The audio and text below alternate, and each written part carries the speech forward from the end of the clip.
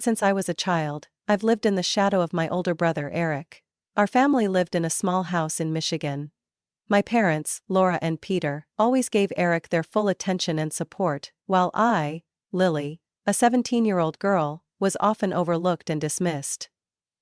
Eric, now 23, is 6 years older than me. To my parents, he was always the perfect child, and they did everything they could to give him whatever he wanted. My childhood memories are filled with moments when my parents prioritized Eric above all else. I remember when he was 16 and decided he wanted to learn how to play the guitar. Without hesitation, my parents bought him an expensive electric guitar and a high-end amplifier. He played for a few months before losing interest and abandoning it in the corner of the house. But that didn't stop my parents from supporting his next hobbies. From professional art supplies to a custom, expensive skateboard, they always catered to his passing interests without a second thought. Meanwhile, I never received the same attention. My birthdays were always overshadowed by bigger events for Eric. When I was 10, I remember clearly that Eric's birthday fell on the weekend before Christmas. My parents threw him a huge party, inviting many friends and relatives. They even bought him the latest gaming console he had been asking for. But by the time Christmas came around, all I got was a simple card that read, "Merry Christmas." I took no interest. Although I didn't have enough to eat, my parents told me they had spent too much money on Eric's birthday and didn't have anything left for my gift. This wasn't the first time, and it certainly wouldn't be the last. My birthdays each year consisted of a small store-bought cake and maybe a t-shirt or some school supplies. No parties, no special gifts, and definitely no attention. My parents always said they were busy, or that I needed to understand that Eric had bigger needs than I did. One day I asked my mom why Eric was always prioritized. She simply replied, "You're a good girl, Lily. You don't need much to be happy like your brother does." But that response didn't comfort me. Instead, it made me feel as though I wasn't worth their care. They didn't see me, didn't understand what I needed, and that left a deep void in my heart. Holidays, which should have been a time for family to come together, were painful reminders that I was always second to Eric. When I was 15, I spent hours making him a birthday gift, a painting I had created of him playing the guitar. But on my birthday a few months later, Eric didn't even remember. He just laughed and said, "Oh, it's your birthday, happy birthday," before going back to his phone. My parents said nothing, continuing with whatever they were doing, leaving me alone with the small cake they had hurriedly bought on their way home. These experiences made me realize that I couldn't rely on my parents for the same recognition or love they gave Eric. The constant favoritism shaped how I saw myself, my family, and my sense of worth. I understood that if I wanted to prove myself, I would have to do it on my own. In this family, I would never be their priority. After graduating from high school, I didn't expect anything from my parents. After years of living in Eric's shadow, I knew exactly where I stood in the family. But then, something unexpected happened. My parents suggested throwing a large birthday party for me. At first, I couldn't believe my ears. For 17 years, my birthdays had always been small affairs with just a simple cake and a basic gift, and now they were talking about inviting relatives and friends for a big celebration? Even more surprising, they seemed genuinely excited. "You deserve a special party," my mom said, her voice trying to sound casual but betraying a hint of awkwardness. Dad nodded in agreement, something rare in our conversations. "This is a big milestone, we should celebrate." I wanted to believe that they had finally realized how important I was. Maybe, after all the years of being overlooked, they had changed. But a part of me couldn't shake the feeling that something was off. My parents weren't the type to suddenly become thoughtful and caring without a reason. The sudden shift made me suspicious. In the days that followed, I noticed my mom constantly making phone calls, speaking in hushed tones about ordering a birthday cake, finalizing the guest list, and arranging decorations. Dad busied himself fixing up the outdoor furniture in the backyard, something he had neglected for months. I offered to help, but my mom quickly brushed me off. "You don't need to worry about a thing. This is your special day. Just wait and enjoy it," she said. I wanted to believe her, but a nagging feeling lingered. My doubts were confirmed one evening when I overheard a conversation between my parents. Standing on the staircase, I listened as my mom spoke in a tense voice. "Peter, are you sure everything will be perfect? She's very particular. If we mess this up, we could lose everything." "We don't have a choice, Laura," my dad replied urgently.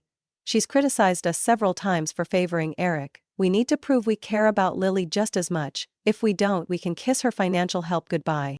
Hearing those words made my heart sink. Suddenly everything became clear. This party wasn't for me. It was a staged performance, meant to impress Grandma Alice, the only person in the family who had always been on my side. All the excitement and meticulous planning I had seen were just part of an act to secure continued financial support from her. A wave of disappointment washed over me. Any hope that my parents had finally recognized my worth vanished. I was nothing more than a pawn in their game, a way to maintain their relationship with Grandma Alice. As hurt as I was, the thought of her warmth and support was the only thing that kept me going. I knew she truly saw me, in a way my parents never had.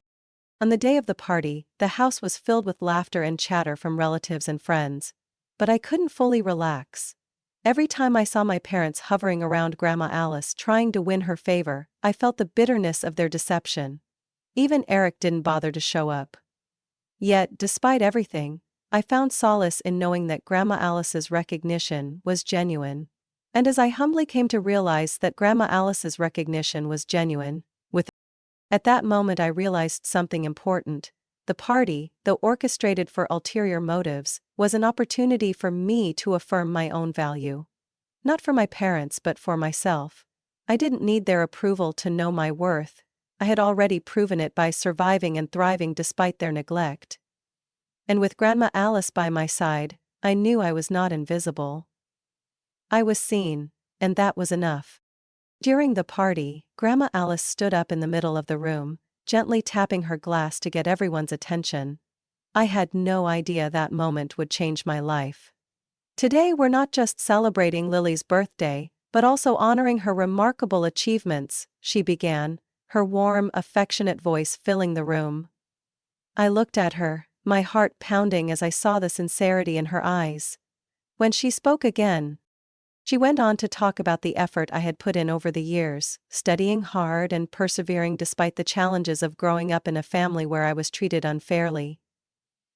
"Lily, you not only deserve recognition but also the opportunity to pursue your dreams," she said, before pulling an envelope from her purse. "And I want to help make that dream a reality."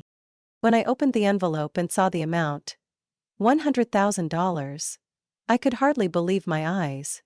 A wave of emotions washed over me: joy, relief, and above all, deep gratitude. I hugged her tightly, tears streaming down my face.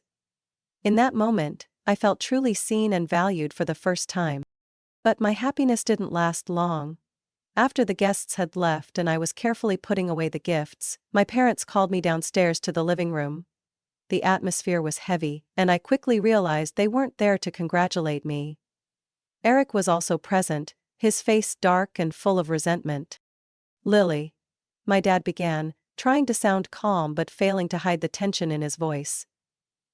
"We need to have a serious talk about the money your grandmother gave you." I sat down, keeping my composure. "That money is for my tuition at Brinkton College," I replied, already suspecting where this conversation was headed. "We know that," my mom interjected, though she avoided meeting my eyes. "But Eric is in serious trouble. His business is on the brink of collapsing.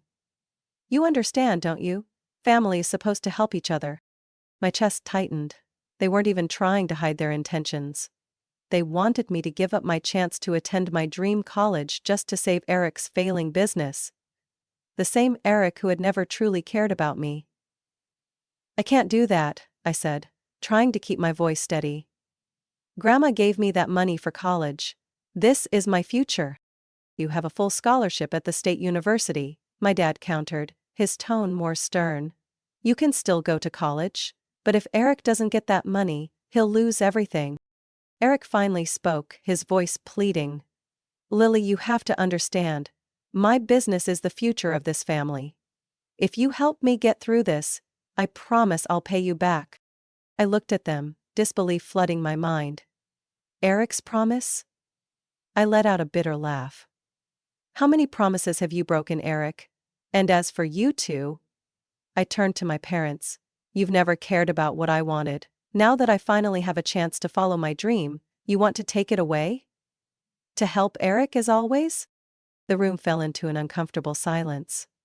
My dad suddenly stood up, his face flushed with anger. Lily, you're being incredibly selfish.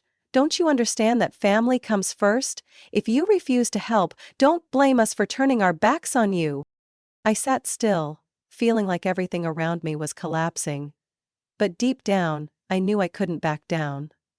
No, I said, my voice firmer than ever. This money is mine. Grandma trusts me, and I won't betray her trust. My parents hissed in frustration, and Eric began raising his voice in protest, but I didn't care anymore. I knew this was the moment I had to stand up for myself. I was no longer the girl who always had to sacrifice to please everyone else. This time I would protect my dream and my future, no matter what they said or did. After I firmly refused to give my money to Eric, the atmosphere in the house became more suffocating than ever. My parents didn't stop pressuring me, hoping I would change my mind. They constantly repeated that family always comes first. But to me, it was clear that family meant Eric. And I was always on the outside looking in. One evening, while I was in my room, the door suddenly opened. My dad stormed in, his face flushed with anger, his eyes blazing. Lily, this is your last chance, he said in a threatening tone. If you don't help Eric, don't expect to stay in this house another day. My heart tightened, but this time, fear didn't take over. I was too familiar with being overlooked and treated as if I didn't matter. My voice trembled slightly, but I held my ground. If that's the condition for staying here, then I don't need to stay, I replied. I won't sacrifice my future for Eric. My dad glared at me, his expression full of fury. Fine. If you walk out of this house, don't think about coming back. And don't expect any more support from us. He slammed the door behind him as he left, leaving me alone in the dark. I sat there for a long time, feeling as if my world was crumbling around me. But then, a surge of determination rose within me. This was my moment to choose my own path. If I stayed, I would forever be trapped under their control. If I left, I would finally have the chance to take control of my life. I began packing my things. I gathered my important documents, my birth certificate, diploma, and ID, placing them in a small backpack. The $100,000 check from Grandma Alice was carefully stored in a hard-covered notebook tucked inside my dresser drawer. I packed a few clothes, my laptop, and about $200 in savings from my part-time job at the library. As I looked around my room one last time, I felt no regret. This had never truly been my home. That night, I quietly left the house. My parents and Eric were already asleep, and I moved silently, careful not to wake them. Stepping outside, the cold night air wrapped around me, but I felt freer than I ever had. I didn't know what lay ahead, but I knew I couldn't stay in that house any longer. A place where I was constantly devalued. I walked to the nearby bus station and bought a one-way ticket to Massachusetts, where Grandma Alice lived. I knew she was the one person who would understand and accept me. During the journey, I couldn't stop thinking about what had happened. The pain of my parents' threat still lingered, but alongside it was a new sense of hope. This was the first time I had truly stood up for myself, and despite the challenges, I didn't regret it. When I arrived at Grandma Alice's house the next morning, I couldn't hide my anxiety. I feared she wouldn't believe me, that she might listen to my parents' lies. But when she opened the door and saw me, her eyes were filled with concern and love. "Lily, what are you doing here? What happened?" she asked, pulling me inside. I sat down and told her everything, from the pressure my parents put on me to give the money to Eric, to the threat that I'd be kicked out of the house. When I mentioned how my dad had gripped my wrist in anger, Grandma Alice was silent for a long moment. Her face shifted from worry to anger, But that anger was never directed at me. "You did the right thing, Lily," she finally said, her voice steady and resolute. "They have no right to take your future away from you. From now on, you'll stay here with me and I will protect you." I broke down in tears, but this time, they were tears of relief. I knew I had found a safe place. Someone who would always stand by me. Despite the pressure and betrayal from my parents and Eric, I felt that I had taken the first step toward reclaiming my life. Life at Grandma Alice's house felt like a refreshing breeze after the suffocating years at my parents' home. Every morning I woke up to the comforting scent of coffee and the aroma of apple cookies she baked. Her small house in Massachusetts radiated warmth and peace, a stark contrast to the constant tension I had endured. She never asked about what had happened between me and my parents, but through her gentle care and understanding gaze, I knew she understood everything. I spent the summer preparing for my new journey at Brington College. During those days, Grandma Alice and I often sat at the dining table, making plans and sharing stories. She helped me shop for school supplies, prepare my enrollment paperwork, and even offered thoughtful ideas on how to decorate my dorm room to make it feel like home. "Lily, you're a smart and strong young woman. Never let anyone make you doubt your worth," she said one day, when I expressed nervousness about starting at a new school. When move-in day arrived, Grandma Alice drove me to campus, bringing along a few large bags and a box of homemade cookies for me and my roommate. Brington College was perched on a tree-covered hill, surrounded by historic buildings and a lively atmosphere.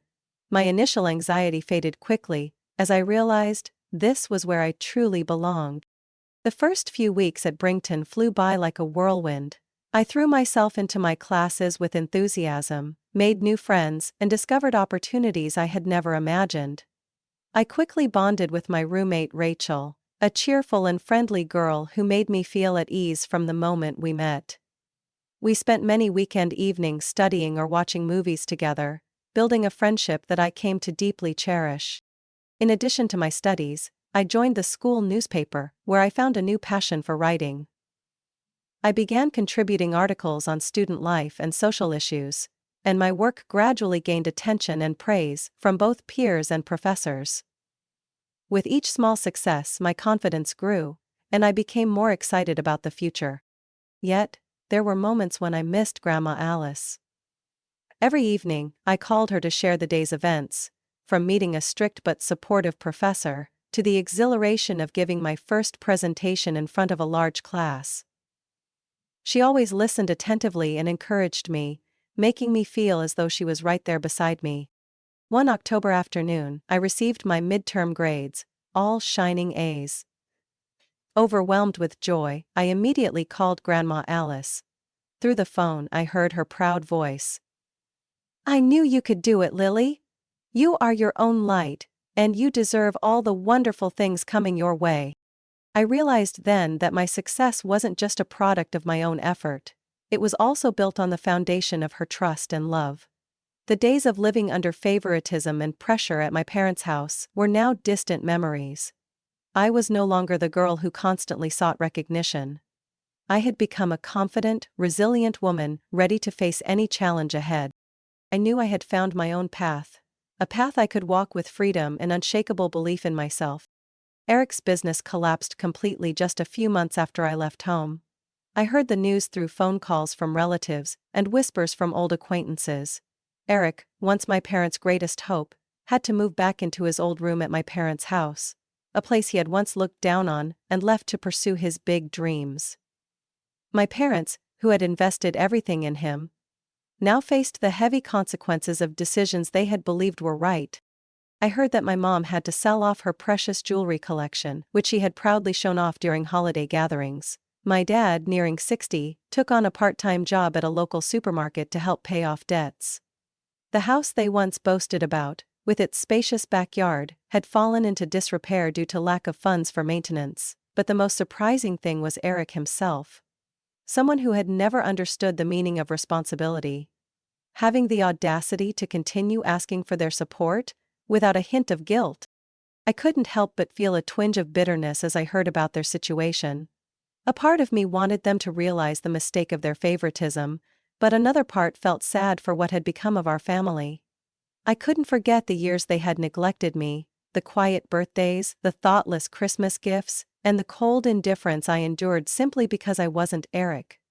Now, ironically, it was Eric, their golden child, who was dragging them down. Yet my parents still refused to give up on him. They kept trying to reach out to Grandma Alice, hoping she would rescue them from their financial troubles. One day, Grandma told me about an unexpected visit from my parents. They came pleading for help, saying they would lose everything without my support, she said, her eyes weary. They still don't understand that this isn't my... Grandma firmly refused to help them. Lily, you know something? She continued. Sometimes, the only way for people to learn their lesson is to let them face the consequences of their actions. I felt more grateful to her than ever. She had not only saved me from the unfairness of my family, but had also given me the opportunity to step out and build a life of my own. Although I tried to focus on my new life at Brington College, updates about my family situation occasionally reached me. I heard that Eric was considering a new business venture, an online electronics store. But instead of taking initiative, he was still relying on my parents for support, despite their near-total exhaustion, both financially and emotionally. When I heard these things, I no longer felt anger or bitterness. Instead, I felt relieved to be free from that cycle. I realized that, no matter how many mistakes they continued to make, I was no longer responsible for bearing the consequences. That was the freedom I had earned, and I wouldn't trade it for anything. Looking back, I knew Grandma Alice was right. My parents and Eric needed to face reality, to truly understand the value of responsibility and love. I was no longer living in their shadow. Now I was free to pursue my dreams and build the life I wanted, one that was no longer shaped by the mistakes of others. Looking back on my journey, I've come to understand that putting myself first isn't selfish. It's a necessary step to break free from the toxic cycles my family created. My life now is completely different from what I once knew. I'm no longer held back by favoritism or the feeling of being invisible. Instead, I live independently, confidently and happily, thanks to the unwavering support and belief of my grandmother Alice. I live at my grandmother's house. And with you, from the start of life.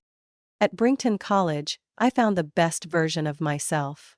I continued to excel academically, earning a scholarship for my second year, and even being invited to join the school's special research program. I felt a deep sense of pride as I reflected on the days when I doubted whether I could succeed. Through perseverance and the faith Grandma Alice instilled in me, I learned that anything is possible when you're willing to step out of your comfort zone.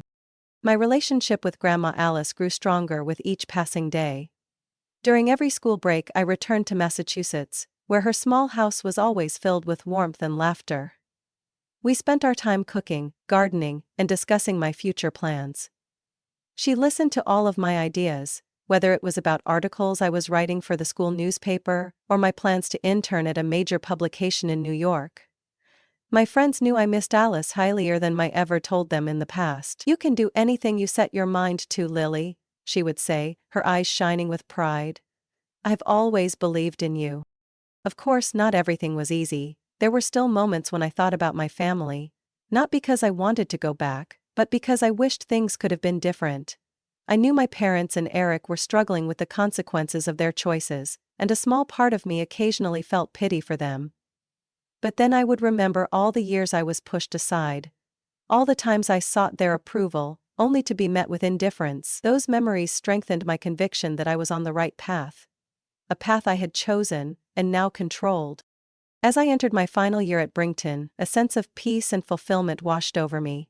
I had not only discovered myself through academics and new relationships, but had also learned to love and value who I was. I knew that my success was not just the result of personal effort, but also the product of Grandma Alice's priceless support.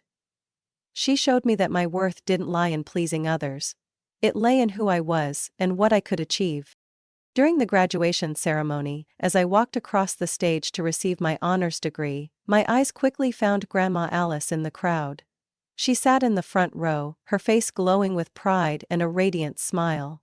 I realized then that she had been the one to change my life. She had given me the chance to escape a destructive cycle and write my own story. When our eyes met, I smiled and silently whispered, "Thank you, Grandma, for everything." Now, I have fully stepped into the life I was meant to live, free from unfair expectations and unreasonable standards. I'm working at a major publication, writing stories that inspire others, just as my own story once changed my life. And whenever I reflect on how far I've come, I remind myself that the freedom, independence, and happiness I have now aren't acts of selfishness. They are the result of learning to love myself and refusing to accept anything less than what I deserve. Not only do I have more freedom in my life, but I also have more peace and calm now, because I've taken possession of my own heart. This story highlights the importance of putting yourself first and refusing to accept injustice in any relationship, even within your family. Favoritism and unfair treatment can leave deep emotional scars, but we always have the right and the power to change our lives. Sometimes, stepping away from toxic relationships isn't selfish. It's necessary to discover your self-worth. Be strong in pursuing your dreams, because only by loving and believing in yourself can you truly achieve happiness. What are your thoughts on this story? What lessons do you take away from Lila's family experience? Don't forget to follow the channel so you won't miss more heartwarming and meaningful stories about life, family, and the journey to find happiness.